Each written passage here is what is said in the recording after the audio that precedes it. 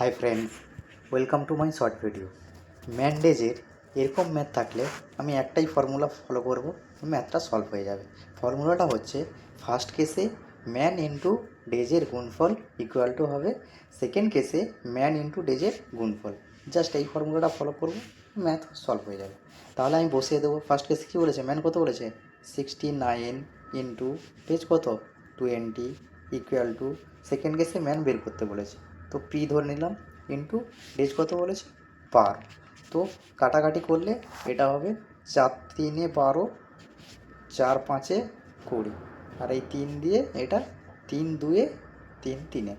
তাহলে P equal to হয়ে গেল 23 ইন্টু 5 হয়ে যাবে 115। কোশ্চেনে কী চেয়েছে সেটা পড়বো। বলছে তাকে আরও কতজন শ্রমিক নিয়োগ করতে হবে, আরও কতজন বলেছে। তাহলে এখন 115 হয়েছে, আগে কত ছিল 69, তাহলে মাইনাস করলে কত হবে 46। তাহলে এই কোশ্চেনের অ্যান্সার হয়ে যাবে option B, 46 is the correct answer. Thank you.